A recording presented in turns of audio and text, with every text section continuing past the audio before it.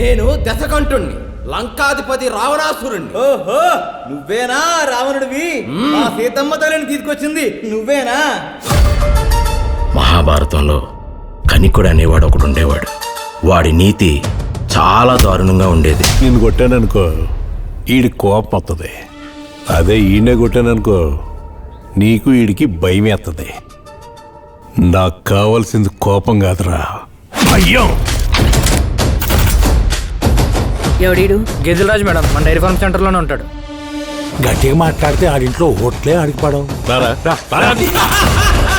మనం ఎవరిని ఇరికించట్లేదురా, విచ్చా. నువ్వు అసలు మనిషివేనా? నా పేరు మీరా. దొరికితే వదిలేస్తావా?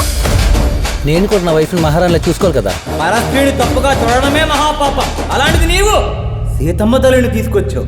నీకు మరణం తథ్యం.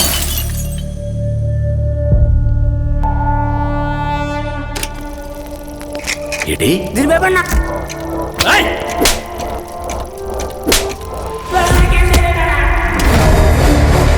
వాడు ఖచ్చితంగా మన ఏరియాలోనే ఉన్నాడు. ఎవ్వడిని వదలద్దు. అనుమానం వస్తే పట్టుకొచ్చినోడ్నే మళ్ళీ మళ్ళీ పట్టుకురండి.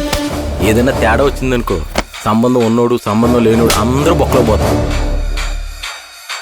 5 అంటే 5,000 కాదు, 5 లక్షలు. చూడు, కొన్నాళ్ళకి ఎదురెళ్ళి కన్నా వెనక్కి వెళ్ళిపోవడమే మంచిది. వాడెక్కడ ఉన్నాడో నాకెలా తెలుస్తుంది మేడం?